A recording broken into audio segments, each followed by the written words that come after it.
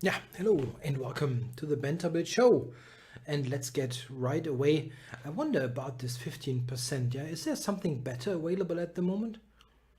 Maybe, not sure. The thing is, there's always something available, so always make sure to check the 15% off is cool, but maybe there's even more around.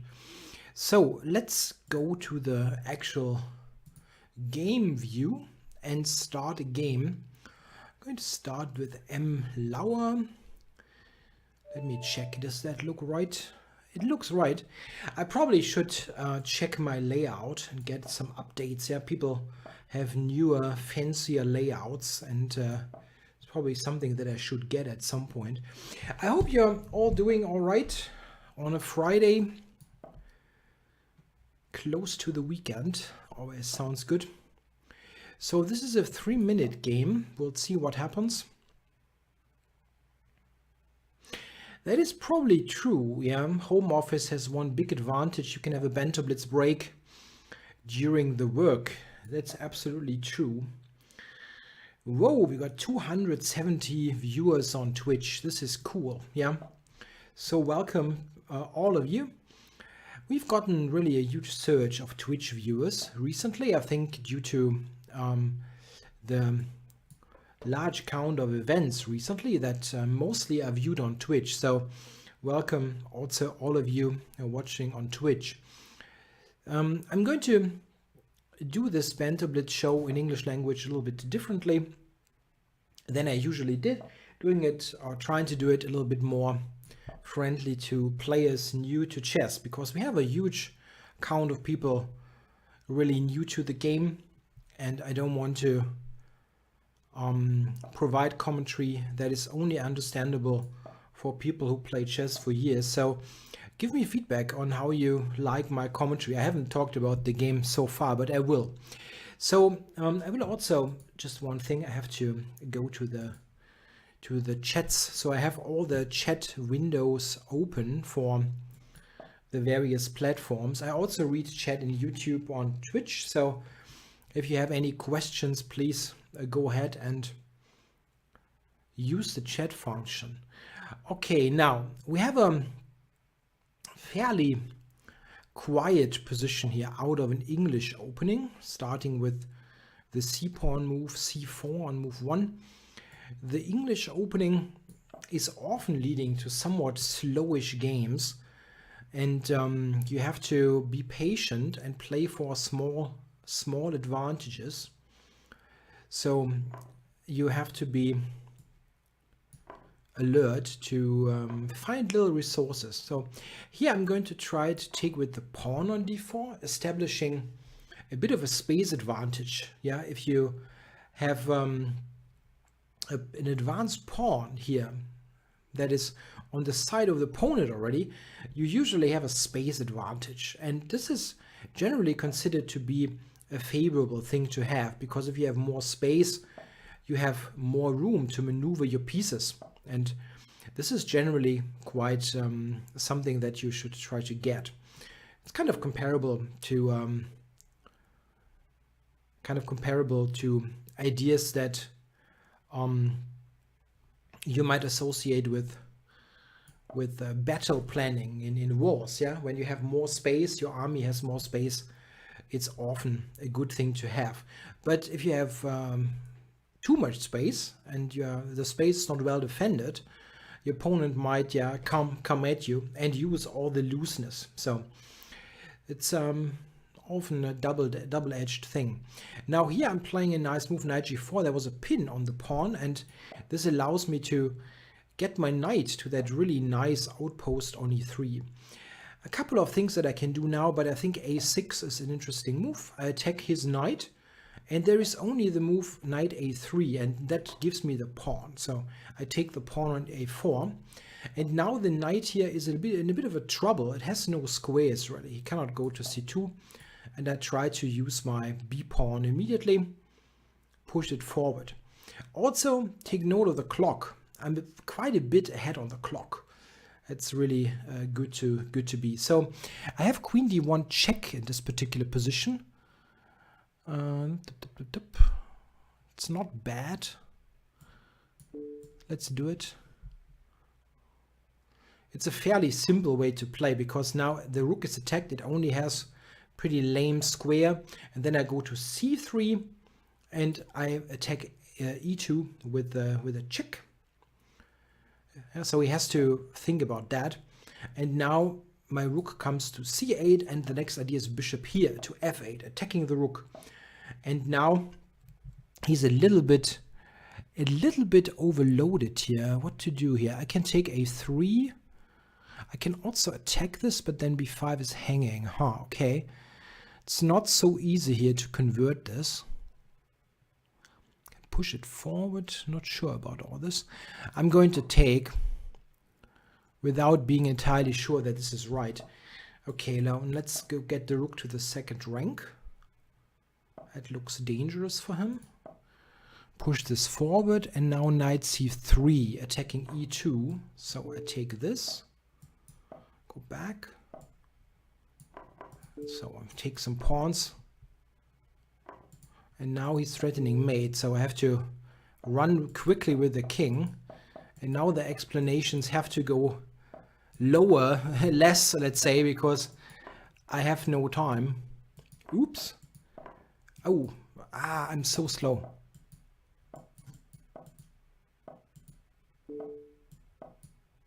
Now I'm lose on time.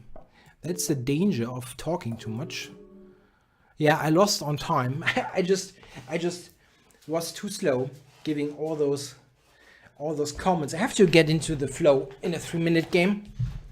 I can play reasonably while still talking that much, but I have to get into this flow, as I said. So let's play the next guy here, the cleaning man. It's a little bit easier to do this in 5 minutes, I have to say. I'm not quite sure how people do that in 1 minute chess. Maybe it's a thing that gets better over time if you have more experience doing it. So I'm playing e5, attack this bishop, and okay, he plays en passant. It's a pretty interesting way to capture a pawn. I'm not sure that I want to explain that now. It's a bit complicated. So let's see. I develop with knight c6. Now you can take this pawn. Okay, d5. d5 looks very logical. Open up the position in the center.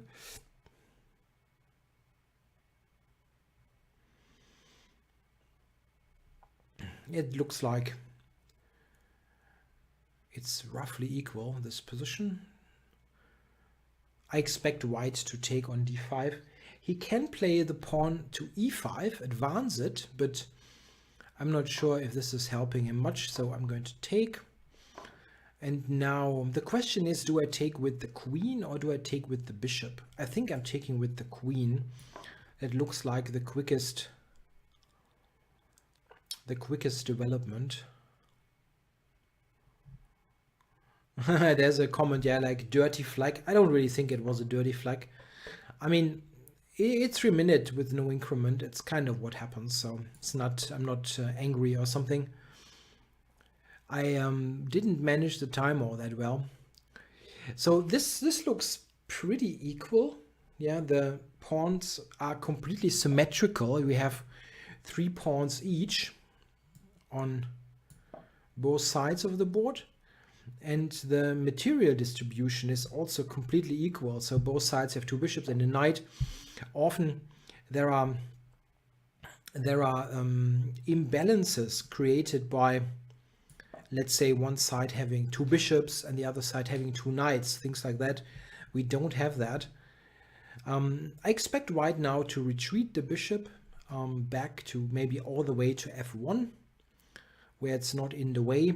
Taking on c6 would be surprising, because that gives me this 2 bishops, and 2 bishops against a bishop and a knight is usually believed to be good for the bishops. So if nothing special is going on, this is a bit of a risky move strategically.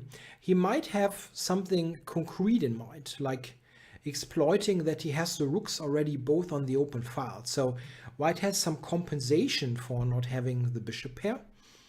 But this is something that he should try to convert into something real, let's say, quickly. Otherwise, my bishops will be advantageous. So I'm going to trade this rook.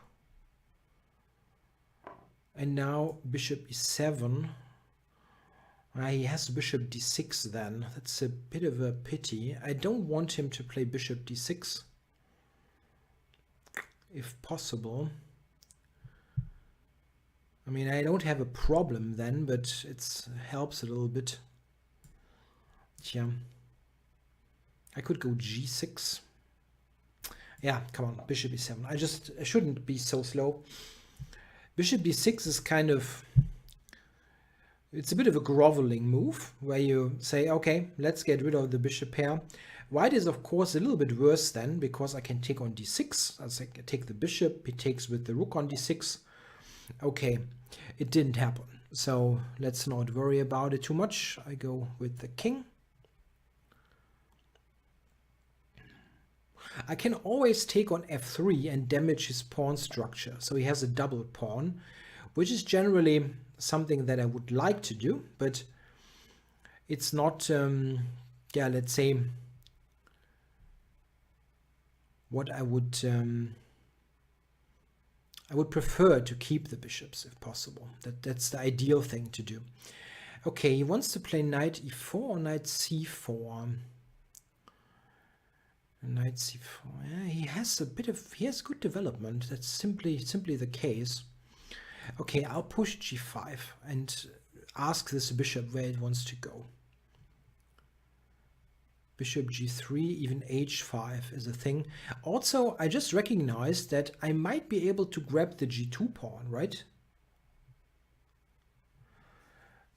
Okay, there's a good comment in the Twitch chat. I think that a viewer bought my book on 1d4 yesterday, and he hopes he likes it. I also do, and said he might write a review. Yeah, of course, go ahead. So I'm just grabbing the pawn. Yeah, he tries to sideline my bishop, but I can always go to h3. I first play, and maybe not immediately. Okay, get the bishop back. b6. Keep the pawn. If he checks me on d1, I have king c6. So I'm slowly coordinating this. And an important thing, okay, a5. That's not a problem. Bishop g2. I don't know. Let's get this back. a5, I can play b5. Okay. Okay, let's go for the rook trade.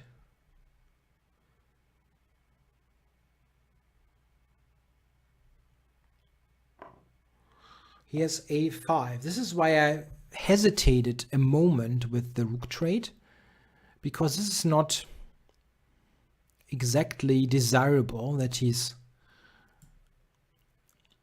damaging my pawn structure a little bit here. It's not a huge problem. It's just like I would have preferred to not see this happen. Okay, now I can take on e4 and play c4. It could be technically good. Yeah, let's do it. So a bishop trade is a fairly easy win. King and pawn ending, just pawns. When you have an, oh, that's surprising.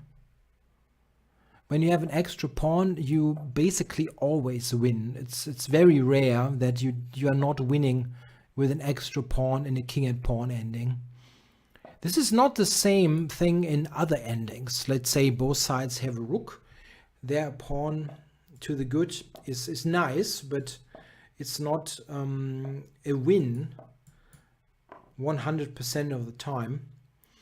And now white has no reasonable move anymore. He resigns because if you look at the king, he only has king moves. And when he moves the king, I'll grab the next pawn on e4. So this is not premature resignation. Thanks for the game, Cleaning Man. So Let's see, who's challenging me? Hakan Yavuz. I have played him, I think, last week, right? I don't mind, but I want to check if there are some new guys. KFGG is new, also from Turkey. Yeah, many Turkish players coming to the site. Really nice to see.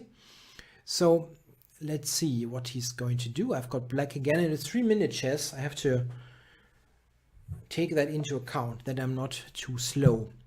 So I play e4, e5 with black, double king pawn, very classical stuff.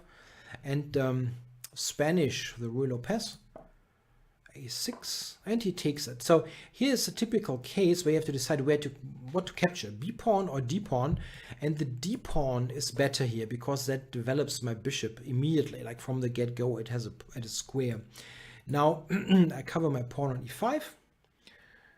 Tea or coffee? Currently water. Yeah, I was a little bit in a hurry and I didn't have time to make either tea or coffee, so I was more or less forced to to go with water. Knight c3. Okay, I don't know, how do you play this? I'm experimenting a little bit with this opening line. I recently saw that in a game and I thought, okay, this is interesting. Bishop e6. I'm a little bit afraid that he pushes e5. Yeah, I had coffee earlier, so I'm not totally down on the caffeine, but yeah, this e5 move is kind of irritating.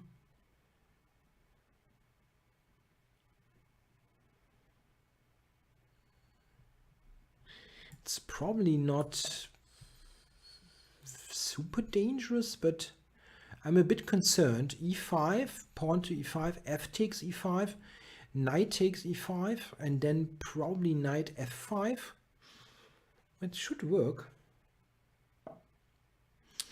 He's going for it. Okay, I can take with the bishop. That's also possible. Queen d8, rook d8, knight e5. That is okay for me, but it's a little bit lame.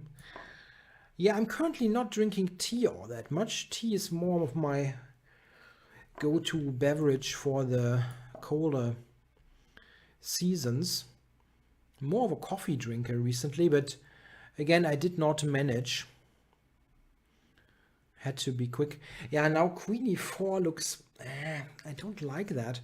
Queen e4, he's threatening to take with the knight. The e-file. Yeah, my king is still on the e-file. This is looking very, very dangerous, really.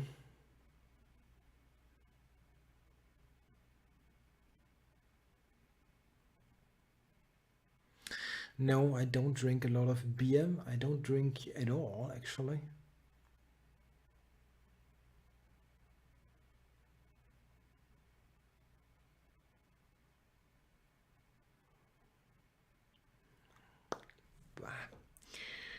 Huh. So what do I do now?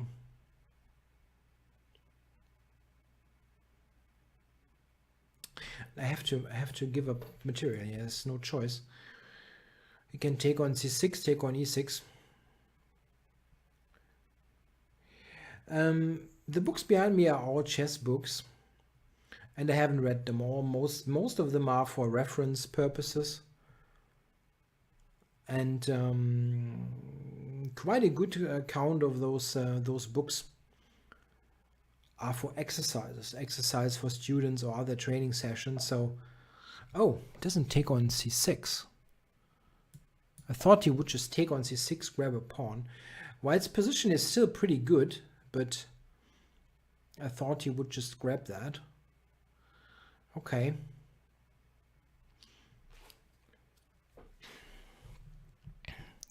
He can still go knight g5, for example, and this is pretty annoying, but okay, this just about works. Okay.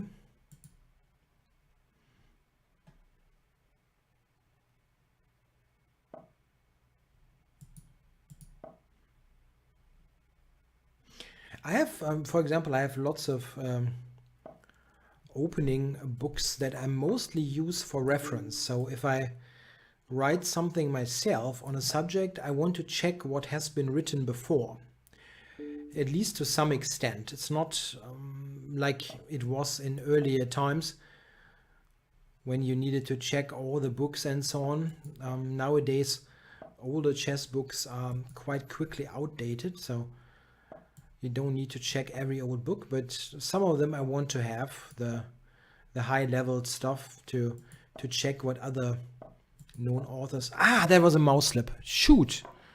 I wanted to go bishop f6, of course. Ah, ouch. Ouch. Pretty obvious mouse slip, but okay, I will still continue and play a bit for time, because the position was more or less winning before. It was a total bishop pair against nothing, which is more or less winning. Oops. What's going on here? Oh, he's panicking. Totally panicking.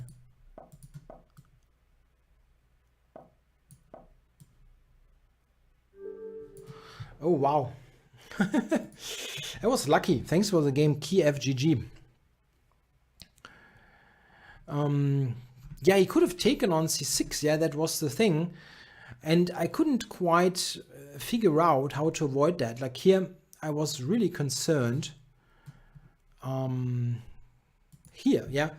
If we go back, like on the e-file, you know, his rook and queen on the e-file against my king. That was really dangerous. And I couldn't figure out a way to preserve this. So I felt, okay, I'll just castle. But he should take here. And that will win him a pawn. I don't really see, yeah, what to do here. I have to take, queen takes, check, and then I go here. And I have a bit of compensation here.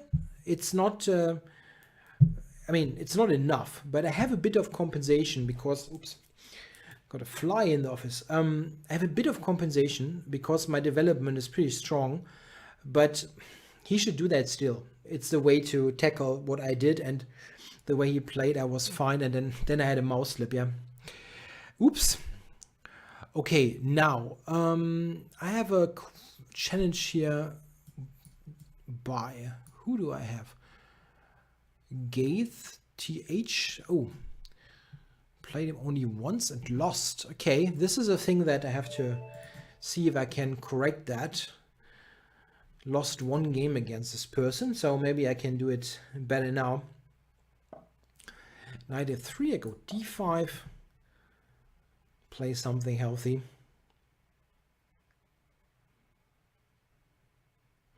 Yeah, I'm mostly a chess author nowadays and content creator, videos and courses on Chessable. I write Chessable courses and some of them have been converted to print book as well. Keep it simple, e4 and d4. So I'm playing a Slav defense. This is a very solid opening choice. Let's see what Gaith is going to do. This is, yeah, certainly possible. I don't really know this line. The question, have I won a tournament on chess.com recently? No, I don't. I did not play anything on chess.com. I played one match on chess.com when they had a match where IMs were invited. So which opening do you recommend for beginners is a question. This is a fairly good question. I think that if you are a beginner, you should not worry deeply about concrete opening theory. I would advise, if you are not having any particular preference, I would advise to play e4 usually with white. And if you are black, I usually suggest to react in a classical fashion, play d5 to d4, play e5 to e4. This is something that I usually recommend because learning those classical principles is a good thing to do in the beginning. Like, yeah, put pawns in the center, develop your pieces. Those more modern ways of approaching the opening are valid and often played, but it's not something that you should necessarily start out with. So if you are new to the game, playing something that is relatively simple is a good thing to do, and only later worry about more complicated opening theory. Okay, he's giving me this pawn. I'm going to take it. I'm not quite sure yet what his point is. Okay, so he activates this knight and wants to go to d6, I guess. Okay. I will castle. So a question, what has this to do with Magnus Carlsen? This is, you're referring to the Fight Like Magnus thing in the layout. This is part of my layout because I am the author of a course on Chessable called Fight Like Magnus. It's an opening course on the Sicilian defense based on Magnus Carlsen's opening repertoire. So it is something that I created last year, and I'm happy to recommend to you if you want to look at something a little bit more aggressive, a little bit more enterprising maybe. It is, however, not exactly the first choice I would recommend for beginners to go for if you want to study an opening. You can still play it, but it's like if you, let's say, learned chess 2 weeks ago, I think there are probably other things to worry about, let's say, than getting a relatively complex opening course. Okay, now I'm too quiet. Is my sound too low? I'm not sure. Is it like that? I mean, I always get like contradicting information. Okay, I did not see that move.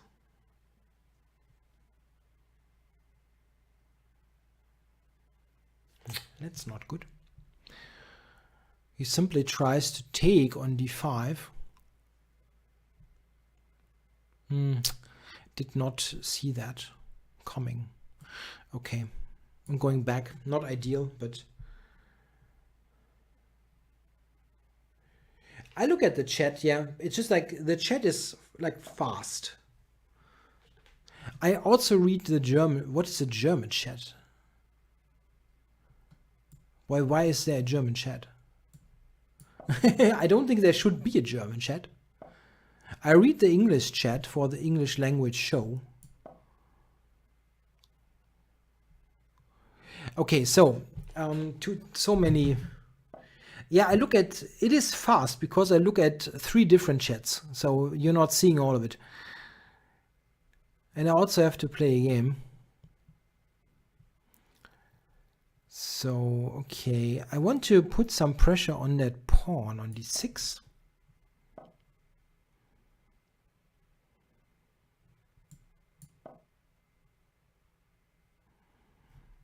It's tricky, still tricky to play.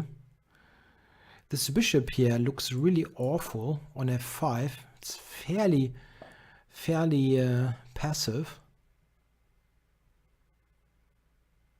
Yeah, I could go to d3, but I mean, you just take that and grovel the draw. So I don't want that. That's what I thought. Maybe wrong, but I thought I have more chances here. That still looks fairly drawish.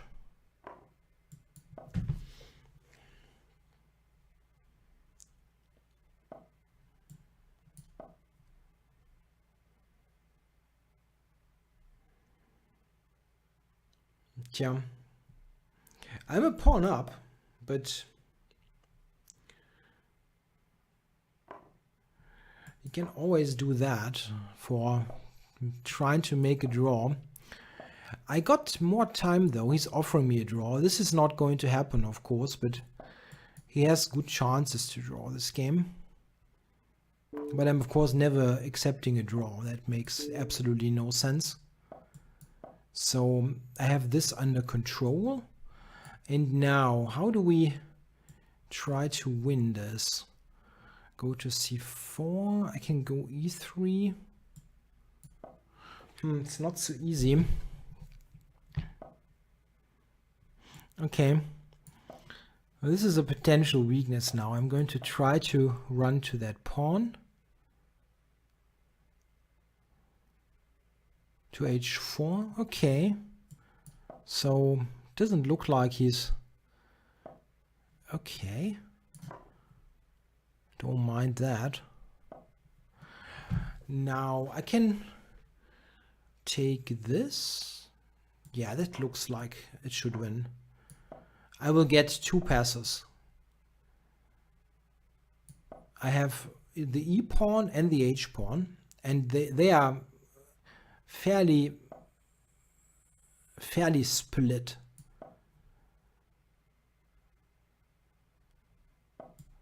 Okay, so I'm keeping my pawn always. Now this is running. And runs, wait, bishop h6. Okay, I have to create this first. Now he has to go back to d2, and now the h-pawn runs, and he's overloaded. Yeah, so he couldn't stop those 2 pawns. Yeah, that was a tough game. That was a tough game. Okay, thanks for the game, Gaith. Now, what is my opinion about Nakamura's $18,000 blunder? Yeah, I think the good thing is that those players are in a position that they are able to blunder for 18,000. I mean, he earned a good chunk of money anyway. And the only thing that you can definitely say is that I would personally prefer them. I do accept 3 minutes, yes. To not play an Armageddon immediately, but to play, let's say, 2 Blitz and then the Armageddon. I really would like that. But that is just a personal thing.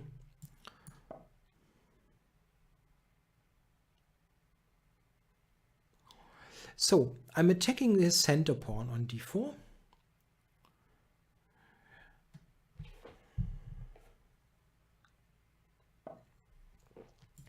There's a question. How can we be sure that my opponents are not helped by engines? Yeah, well, I'll pay attention what they do.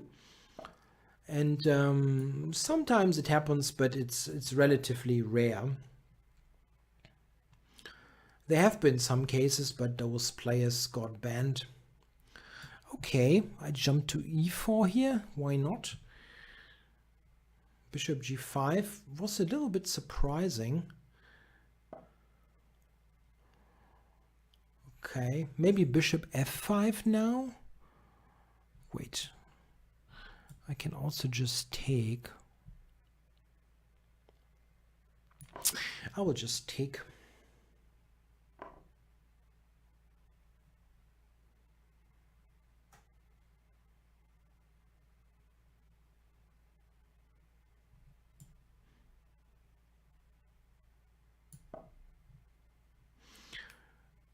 Why is cheating some kind of topic for the Nakamura-Dubov match? I mean, why?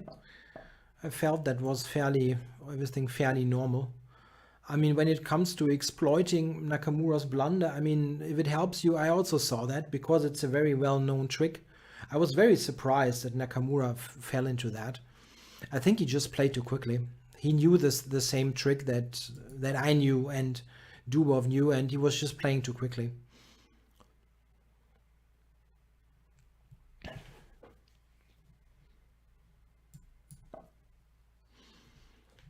When Nakamura took on f4, I immediately said, wait, bishop takes d5, right? Well, why isn't that winning? And it was winning, so... Okay, now, I'm looking at this game now a little bit. And let's see...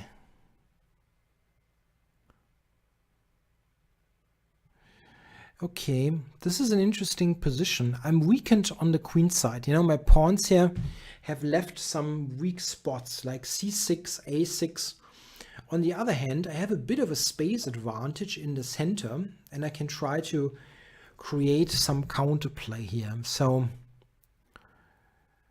let's see. He might take and play queen c7. Okay, I'm going to put the knight here so that c6 cannot be used. Queen c7 is possible, but this is not, I think, leading too much. We will just have a trade. And here white is probably a little bit better because of the c file, but I'm not sure that he can do much with it. To run here. I cannot oppose on the c file, unfortunately. So it's very... So my position is okay, but I cannot really... Oh, that's interesting. Now I can try a little bit. Oh, didn't expect that one. Okay, I will play f4 anyway. Activate my rook. Oh, I'm not expecting any move here. That's funny. Bishop e4, f5 maybe his idea. Okay, I'm going to do this first. Okay, I don't really mind trading a rook. Trading both rooks would be excellent. Then I'm just better because my knight is more active. So if he trades the rook now, I'm in huge favor here because I'm attacking the pawns now. Knight c4 is coming. It's going to be extremely annoying. So maybe even b5 first. Yes.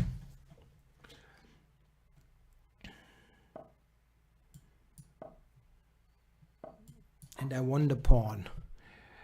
Do I win the game though? This is not completely clear. Oh, okay. I should still be good, huh? I have to return the pawn. But I think I'm better here because he's running out of good moves now. It's quite funny.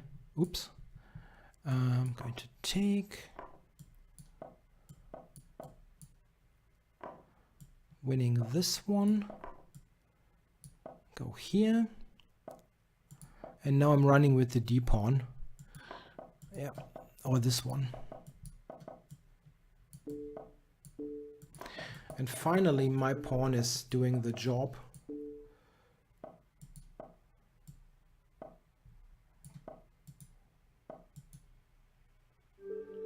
Yeah, and he resigns. Thanks for the game, Colvin16. Okay, right, I have to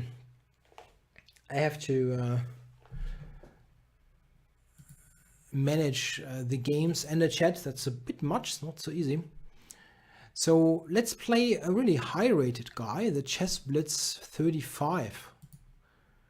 2800. Okay, let's go d4 for a change.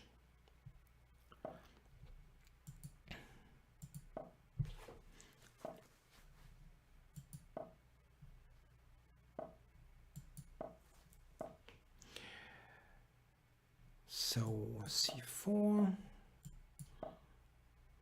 Interesting Slav type of position. This is something that I have looked at in my Keep It Simple d4 book. The Chess Blitz. I'm going to expand a little bit here and put the bishop to f4.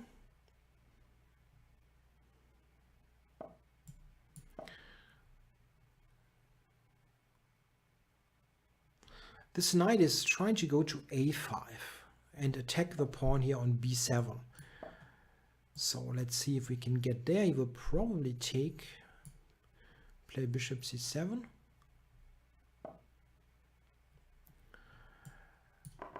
I'm doing fine. There's a person in chat, long time since he watched my Banter Blitz. Yeah, welcome back.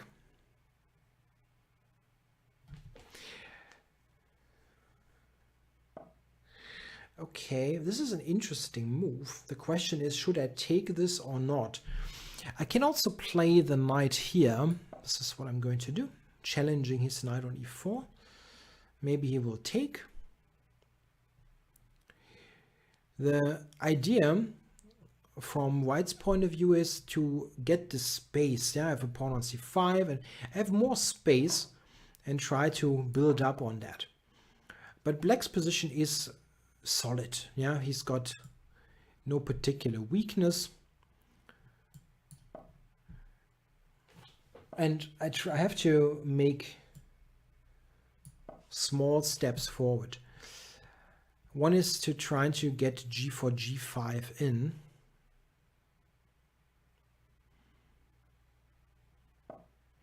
This is an interesting move. In particular, interesting is, yeah, I'm going to go here. If he takes it, I will take that with the pawn. And it's not clear cut. I can also take with the king. And that's interesting.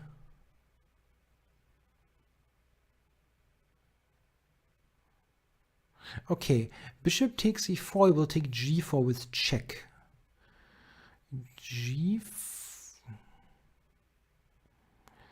G5, knight g4 check.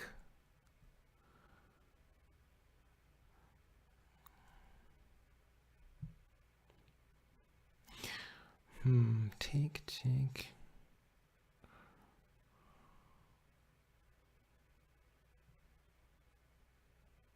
I have a couple of interesting ideas, but I'm not sure if they will work. Knight g4, I can even take that knight. This is an interesting way to play, but I'm not sure if I have enough.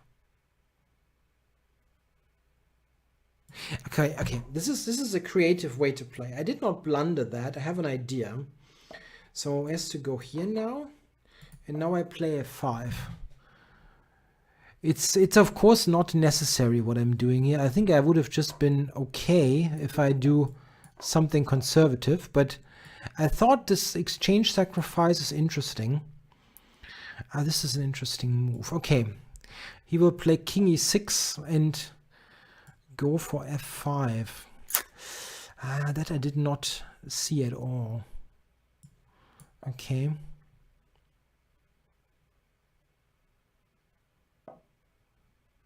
Good move. Okay, let's go here. f5, there's still rook to g5.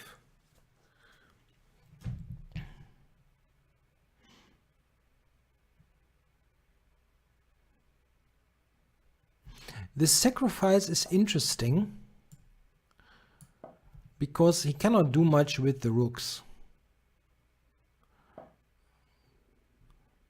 Okay, I have this check and b5.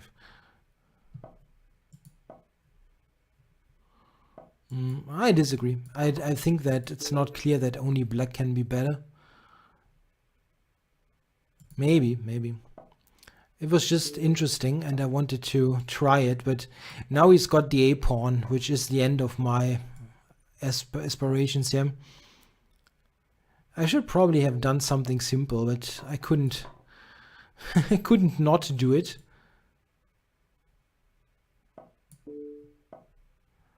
Yeah, the pawn is too strong.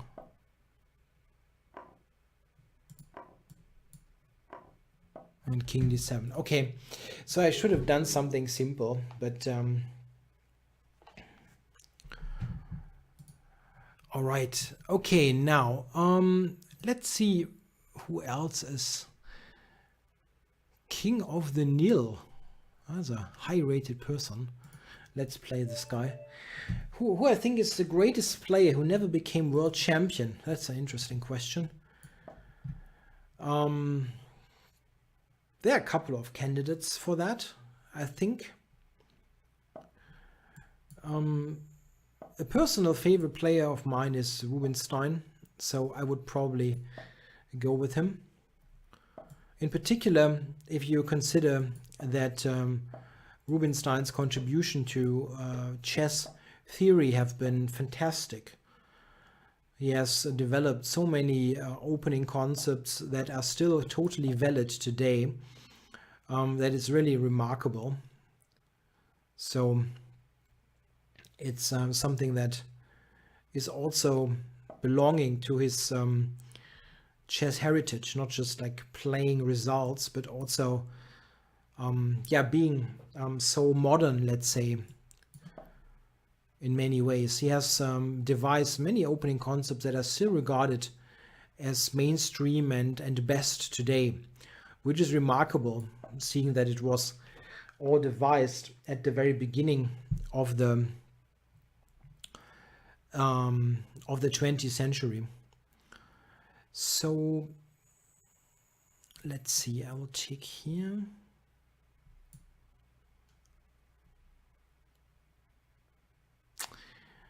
Knight h4 is kind of an annoying move for him, but maybe he's going to play f4? Maybe. Possible.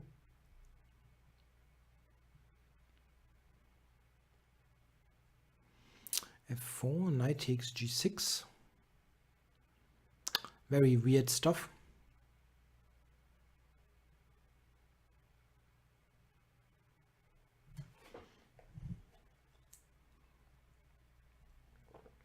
I think other players, like the greatest players who never became world champion, people often mentioned are Keres.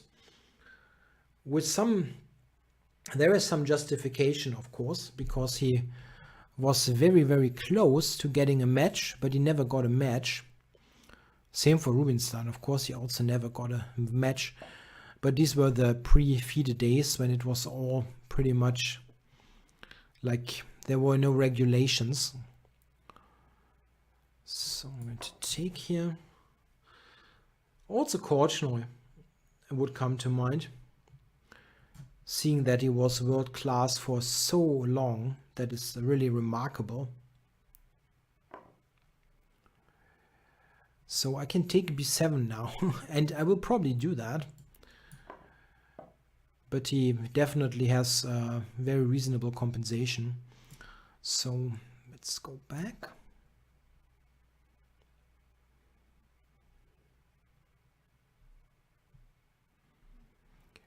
I'm not going to take the rook there. The rook is not important at the moment. My bishop is a very good defender of my king.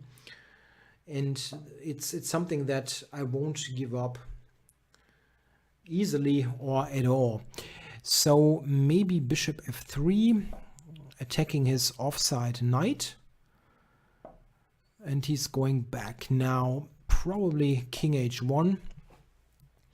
So if he takes this, yeah, I don't mind that. Now the file here is open. That's something that I might be able to use. So rook g1. Yeah, this is maybe now time to take on a8. This is mentioned in the chat, but I thought about it myself. It's still not so easy to see how I continue after that. My bishop is pretty lame. I think I want to try to use my bishop like this for d4.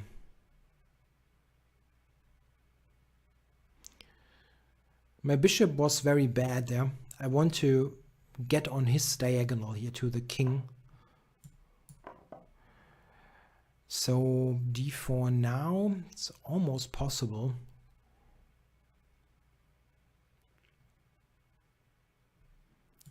This is answered with a check.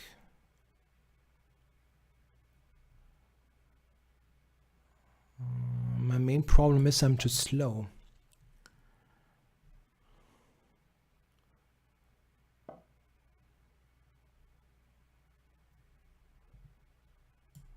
I only have 17 seconds. That's a bit of a bummer.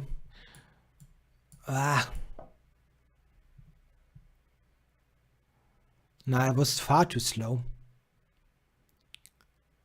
That was pretty awful.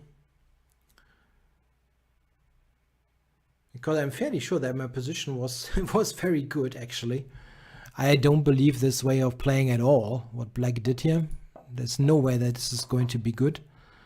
But it doesn't matter. I was just far too slow.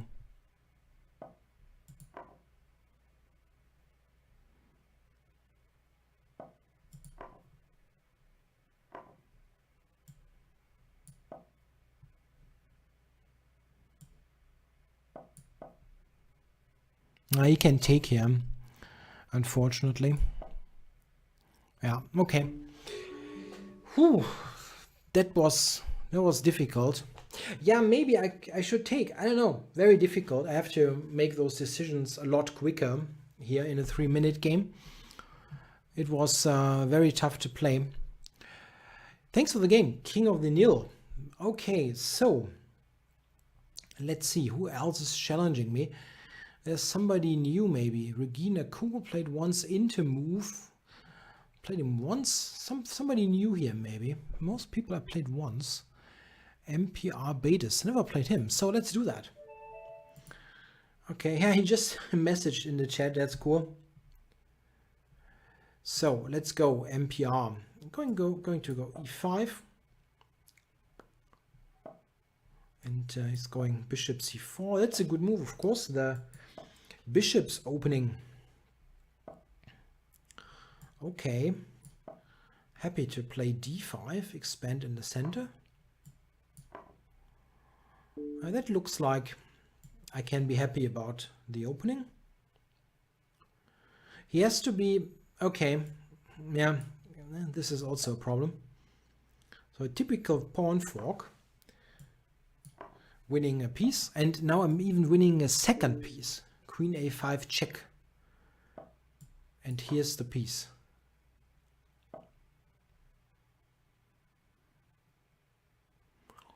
Okay, so I'm going to develop.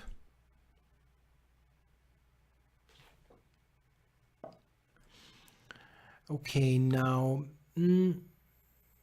bishop b4 is almost winning material. Going to take this first. Yeah, and now this looks a bit fancy, but I can move the king, threatening rook e8, which would win the queen, because the rook is on the same line as the king, and he cannot escape that. And the rook is also attacked, so white will lose more stuff. He wants to check me on h3, but this is really just a check. And not much more. Run away.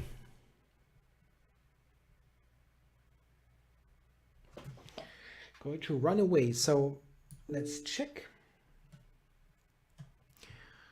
Probably king f1.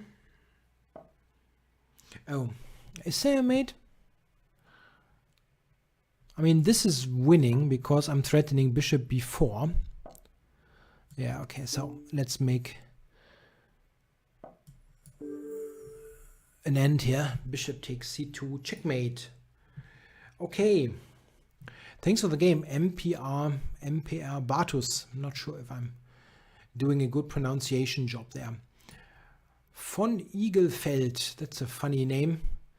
It's actually has a US flag. Okay, sounds pretty German, but okay. So knight to f3. I'm going to develop my knight as well. c4. Let's go. Maybe g6, going to put a fianchetto on the board. And now I need to take care of my other bishop as well, so I'm going to go d5. This is what we usually call a Grünfeld defense, named after an Austrian master player, Ernst Grünfeld, not Ernst Blofeld, yeah, from the Bond movies. Grünfeld was not a Bond villain, but he invented this really good chess opening where g6 and d5 is combined, playing the pawn here and d5. I think Grünfeld was based in Vienna, if I'm not mistaken. He played in some of those tournaments back in the day. Yes, you can challenge me if you have a premium account on Chess24. This is a little bit annoying for white. I'm trying to pin, or I'm not even trying. I do pin his knight, so he cannot move it. And now I'm going to put more pressure on this d3 pawn. He has what we call a backward pawn. Okay.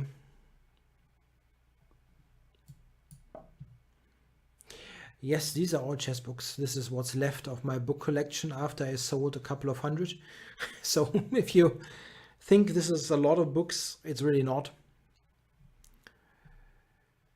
You can have much more. If you never discard to sell anything, you will suffocate in chess books at some point.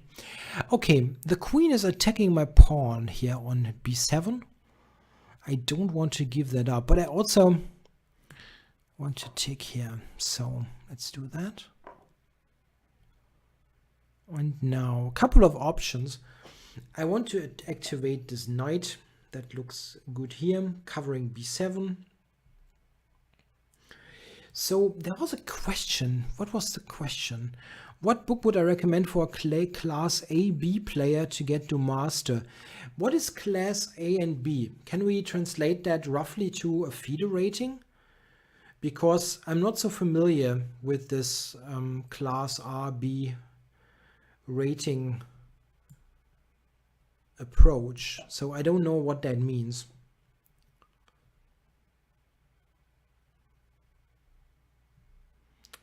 Roughly 2000. Okay, no, then now it's at 1800 or 1600. This is not such an easy thing to answer. Bishop g5. No, I have knight d4. Okay, so bishop g5 is not a threat. Oh, there are many possible suggestions. Like it could be 1800. Now it says 1600 to 2000. That is even a pretty wide range. Okay, now I'm going to try to go to d4. I'm monitoring 4 chats, actually. So what I like to recommend generally, in particular if you are an adult, this is an important thing because the books I'm going to recommend are not so much fun for children. But I do like the Yusupov books. He has written a whole chunk of books. Yeah, those training books that are known in German as the Tigersprung, the Tiger's Leap. And they are called like Boost Your Chess, things like that. I like those because they have lots of exercises. I think it is good to have lots of exercises in your chess training, because that will actually help you approach positions in a way that are similar to a real chess game. So just like reading about abstract concepts and I don't know, some weird things like thinking procedures or whatever, I don't think that really does all that much. What you ultimately have to do is look at lots of positions, see patterns, understand how good chess looks like by looking at it. This is what I always try to convey to people. If you look at chess a lot, look at good games, look at good moves a lot, you will have a feel for what a good chess move looks like. And that makes you find better moves in your games. There is no secret formula like doing some kind of checklist like look at this, look at this. Nobody does that. And books that portray this kind of approach, for me, are just not making many sense, to be honest. Those like thinking approach books, they can be reasonable if they have good examples, let's say, like how to break down a position. But you will never, ever in a game have an inner dialogue that is complex or something. Just never happens. Never happens. You just get to moves by knowing patterns. This is also why strong people can play reasonably well in quicker time controls, because they just know what looks reasonable and play those moves that feel kind of normal to them. And sometimes they don't work because there are limits to what you can do in seconds. But If you give Magnus, let's say, 10 minutes for a game, and he's playing me having 2 hours, he will still do very, very well, because he just has an instant idea what looks good in a position, and he's not getting there by going through a checklist. Okay, now I didn't talk about this game at all. I'm sorry about that, but I cannot resist answering some questions, in particular if they get to some pet peeves of mine. And this kind of thing is one of those. I simply don't believe in going through mental checklists and kind of trying to reinvent chess while looking at a chess position. That doesn't work like that. I'm not talking about calculation. This is, of course, very individual for every single position, because every position is different. But having a judgment what's going on, this is just something that happens through pattern recognition, and not because you have a brilliant thought process. There is no such thing.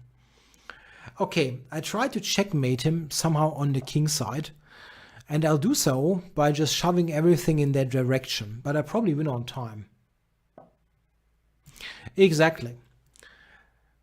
He would calculate on my time.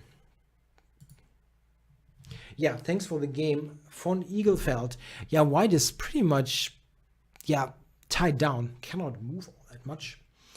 Thanks for the game.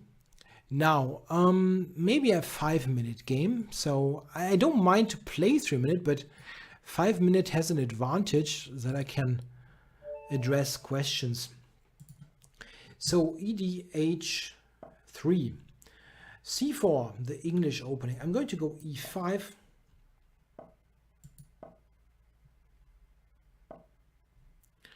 And like every single Banter show, I will have this opening on the board at least once. It's kind of a running gag probably for people who watch this regularly. And H5. Throw Harry up the board. This is actually pretty good. This is not just some kind of whatever gambling stuff. It's just good. In fact, this is something that in modern chess has somehow established itself in the last couple of years, that playing the H-pawn against a fianchetto when the knight is not here on F3 but rather here on E2, this is almost always a consideration, and not even something that would be considered unsound or whatever, like gambling or so. It's just good chess, because we use the rook immediately and trying to go for checkmate. I maybe could have gone to H5.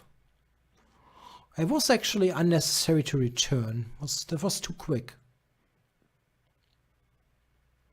I went back to D8 because I anticipated knight to D5 attacking the C7 pawn, but okay, it's not a big problem. Let's go knight F6.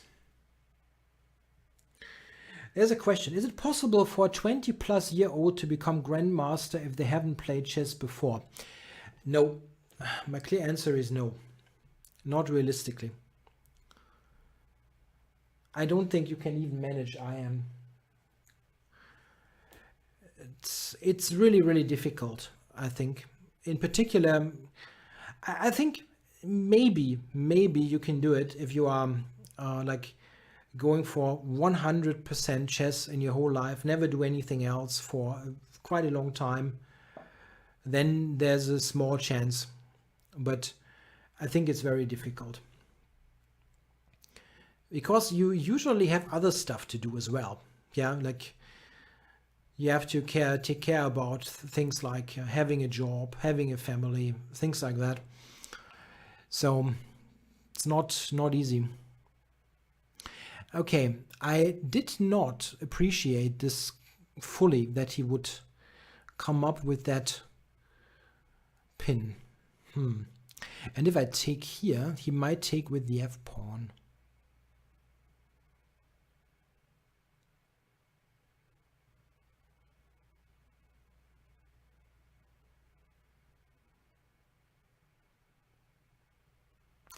I have a very weird idea. He might take as well. Okay, I'm going to do this.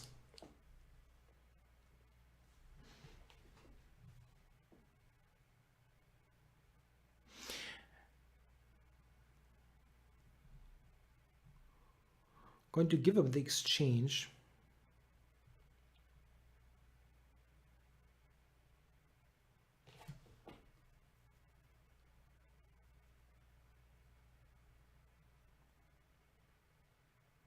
I think it's really difficult, because if you start at above your 20s, yeah, I mean, besides the fact that you probably have other stuff to do than just learning chess, it just takes a long time to get there. Just if you want some kind of comparison, some kind of idea. I started to play chess when I was about 13, and after starting, you have to basically see that I did chess full time as a kid. Yeah, because, well, of course I attended school, but, well, I just did what was necessary to get through. And other than that, I only did chess. Never did anything else. Nothing else. No sports, nothing. Yeah, just chess. And this is, it took me basically with full-time chess studying, it took me about 10 years to get to international master level. 10 years. And this is actually relatively fast, because if you, I mean, this is not ultra fast, because I'm not like a super outstanding talent, but that was still reasonably fast. I'm just totally winning here, Geralt. I'm not lost. This is a totally winning position for black. Why should I be lost? I'm just winning in the attack. His center is collapsing and I'm winning. That's fairly clear. Anyway, so it took me about 10 years. And if you look at those modern prodigies, they are quicker, of course. They are much more talented than I am. And they also have better tools. Like if you look at computers, databases, stuff like that. So if you look at one of those modern prodigies, they take maybe 6 years or something. Yeah. But this is still a long time. And if you consider that, how do you manage that? It's very difficult. And you are slower. Your brain is just kind of slower when you're not a kid. So realistically, it's very difficult to do.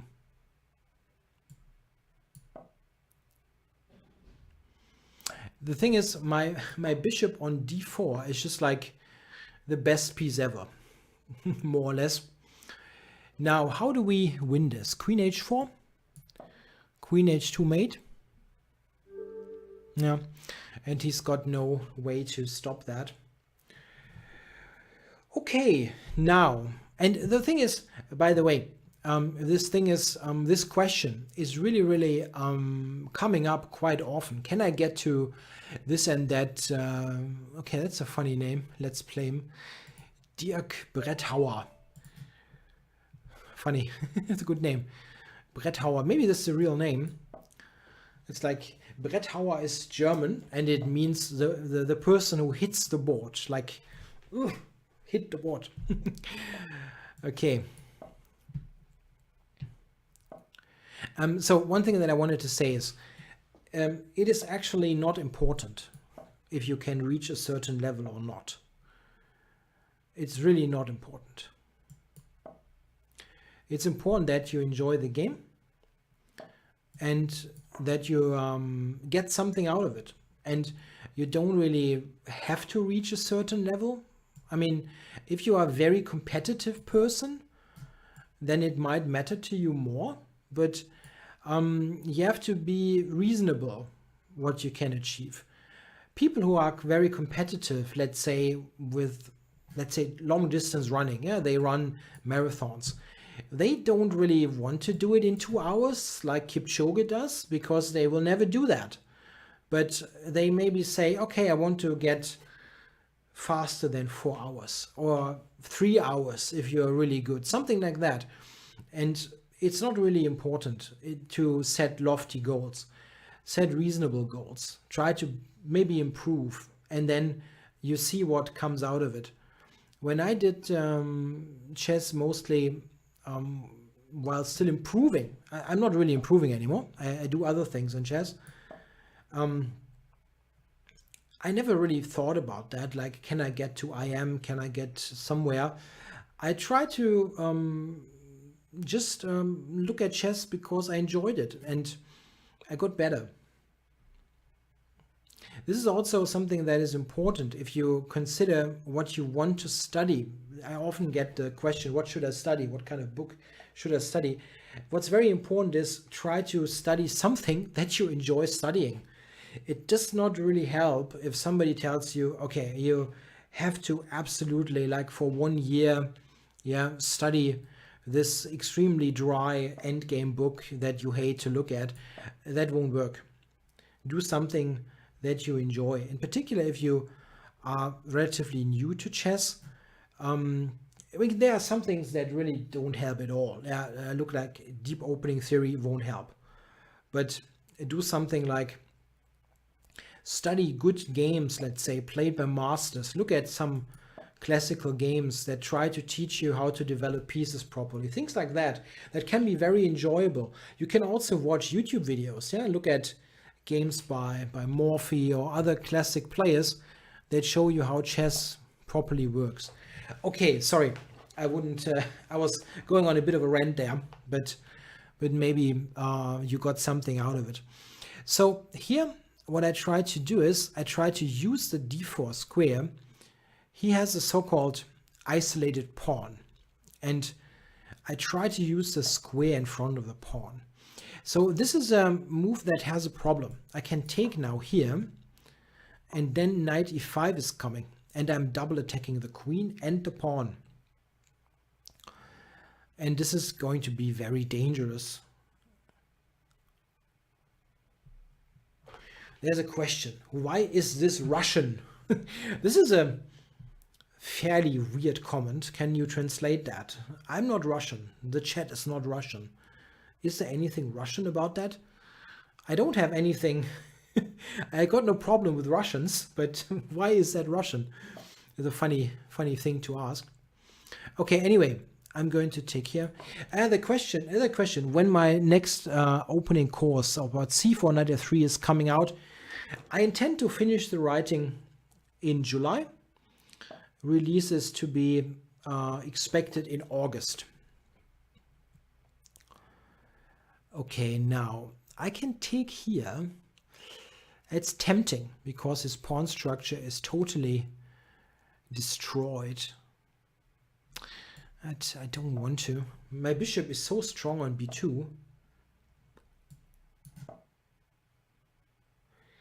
Somebody says he looked at the Anatoly Karpov book. It defines boring. Which one? Which Karpov book is boring?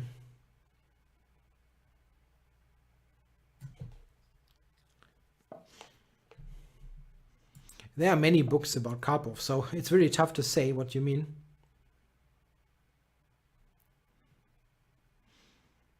So I have a really nice setup here on the diagonal.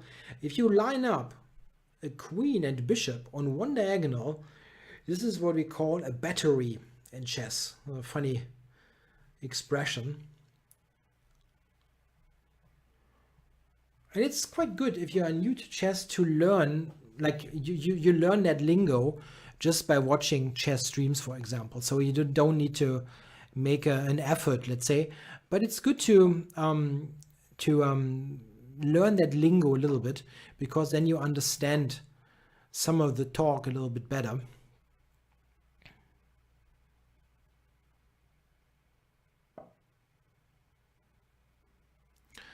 Okay. Tja, I don't mind to trade the queen. Just such a nice position that I have.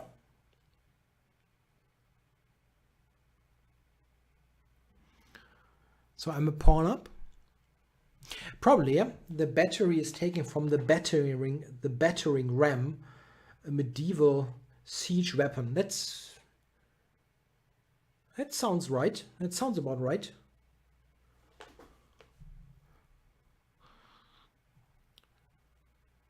When I hear the term battery comes up, I personally always think about the Metallica song. But okay, that's just me. From Master of Puppets, which I always found funny because there's no relation to chess, but Master of Puppets is also would be a pretty fun username for chess. Okay, so I just win a piece here. Yeah, Dirk was a bit slow. A little bit slow. Thanks for the game, Dirk.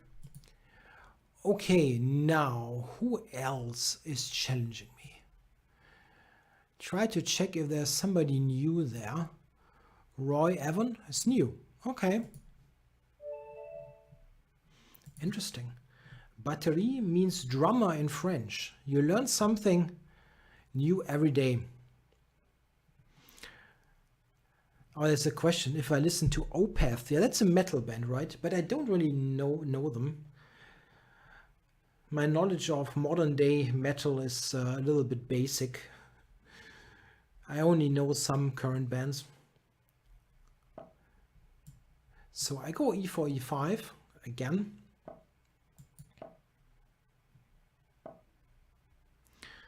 And let's see, do we get a real pass exchange again? No.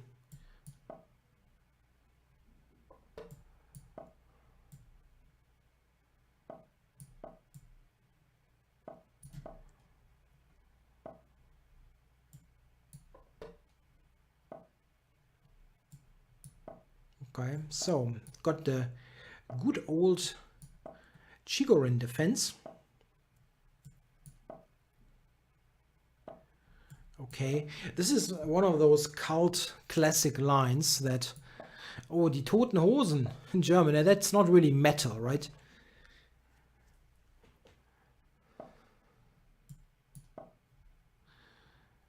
Some people still classify die Toten Hosen as punk, which I find fun. I think they are much closer to Helene Fischer nowadays, which is probably a little bit evil to say, but it's not totally wrong.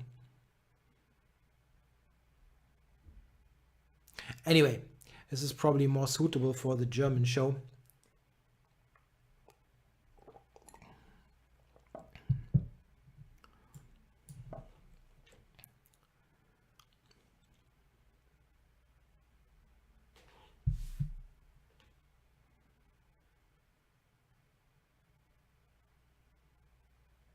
Yeah, this is one of those lines that I have played like a million times.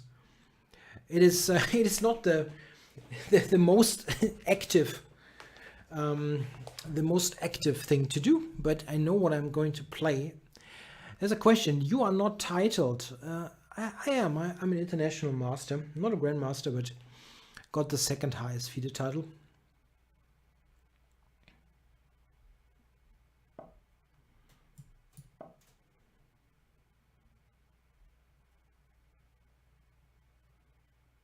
The German show is starting in 11 minutes, right after this is finishing.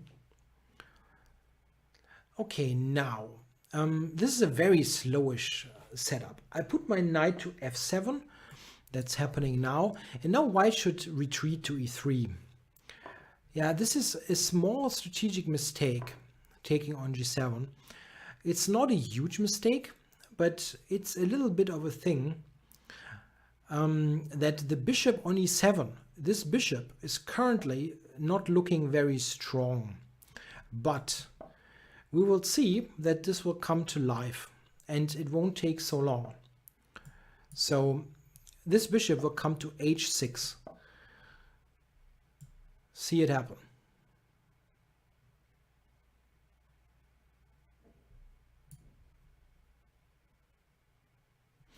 This show is totally 90 minutes, but it has started already 80 minutes ago. Yes, that's true. I had a very long streak with the white pieces not losing. I didn't lose to, there was a bit of a particular thing. I did not lose to a non-GM for about 10 years. So the bishop comes to h6 and now is actually rather strong. And long term, I try to play f5. White, however, has set up his pieces really nicely. So I'm not easily getting f5 played. I wonder if I should do that. I could play knight g5, but this is a kind of an annoying move. Let's do that. Pinning.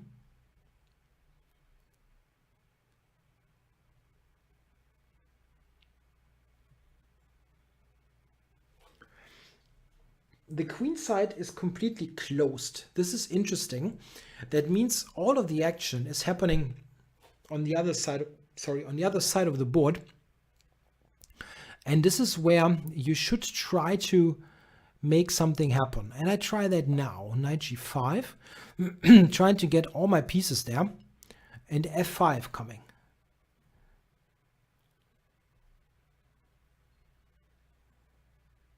Now f5 is on the radar. Okay, I can play it. I think I'll do that.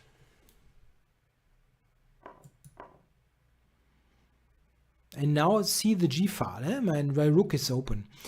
The thing is, how do we continue? This is not so easy. I can take here, take h6, win a pawn. That looks like a good thing to do. I think I'll do that. So I win a pawn. I hesitated for a moment because queen h5 looked possibly like a problem. Okay, push this forward. And now the queen here is not doing much. I want to get it closer. Queen to h4 would be cool. Yeah, this is anticipated. So, okay, after the queen trade, I'm not winning by checkmate, but the position is so totally dominant that it doesn't matter all that much.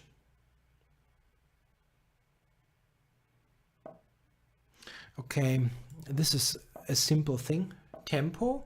Okay, he's giving me the rook, but the threat f4 was also absolutely devastating.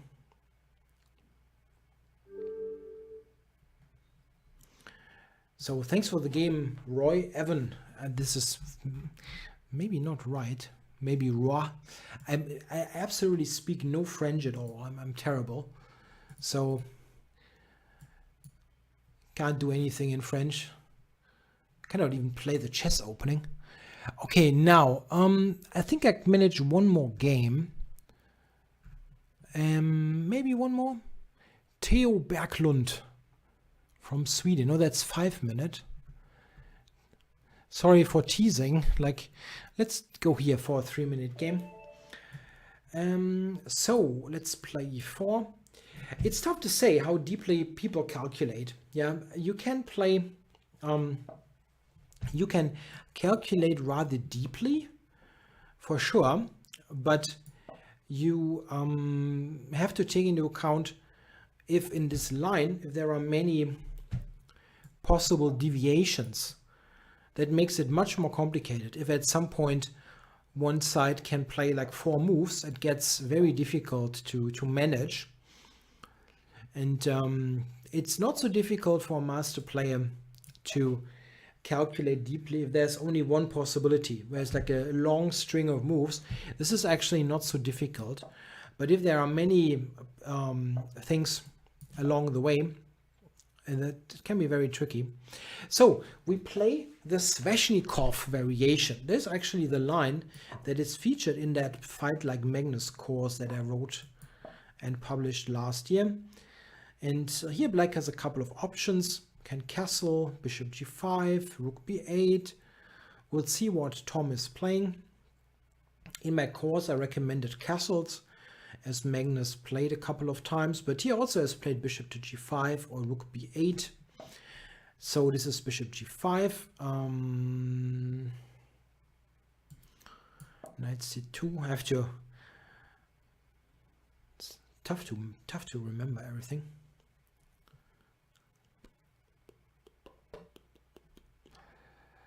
So here I can go h4. I'm going to do that.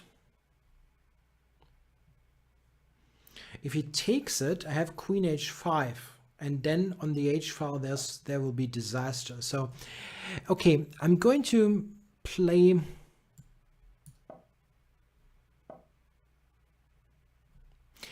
Yeah, I don't agree. The Sveshnikov is not drawish at all, unless you are like a 2800 player or 2700 player. Of course, there are many lines that can be drawish if somebody knows theory on a world-class level, but that will not happen to you all that often. Okay, interesting. So let's take twice there. Going to prepare to castle long. Good play, I think, by Tom.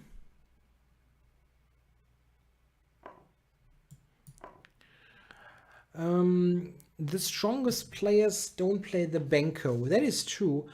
I don't think we can speak of a refutation of the Benko. This is certainly too strong. But it is not easy to play. Of course, that is for both sides. But the thing is, I think they wouldn't mind to play the Benko. Oops, that is a rook, right? Oops. I wanted to play rook d1. That was my planned next move. But if he gives me a rook, I'll take it. He probably wanted to go to b6. It was maybe a mouse slip. Okay, so let's check. And try to attack here. The thing is, there are, against the Benko, there are a couple of lines, more than one, that are dangerous. And the top players with black, they usually want solidity. They don't want something crazy, let's say. And in the Benko is something that they would play if they would want to win at all costs. Yeah, thanks for the game, Tom. So is there maybe a 1 minute game that I can play to finish up the show on time? Somebody with a 1 minute challenge. I will take the first 1 minute challenge that I'll get there. Hey, that's a question. Evaluation of the accelerated dragon. Let's play Geralt. The accelerated dragon is slightly better for white in the Maroczy bind and will always be, and the rest should be fine, I think. We saw that Dubov was doing quite well with the accelerated, for example.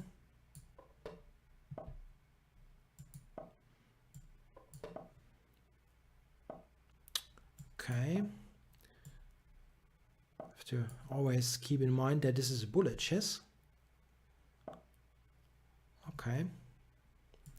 Interesting move. Didn't even see that this was an option. Yeah, well played here by Geralt. My pieces are not well coordinated. I have to rearrange them quite a bit.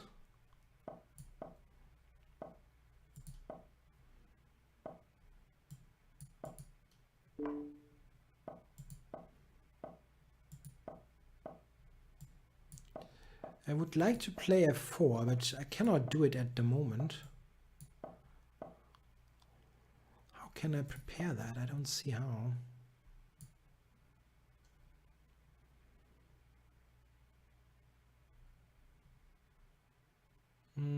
He's doing well.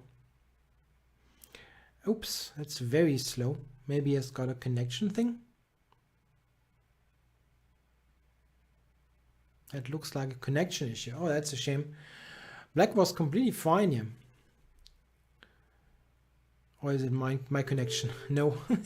He just maybe disconnected or something like that. That's a shame. Okay, I hope you enjoyed the show. That's the end of it. There's 90 minutes already over. So I'm continuing with the German language show. If you are able to speak German, understand German, or want to learn, you're happy to join. This is going to be on the German channel then. That's not on the same channel. You can also always find the streams on the Chess24 website. And I'll be on, of course, next week, again with the German and the English language show. The times are not yet set. We'll see, probably in about a week. Thanks for watching. Bye-bye.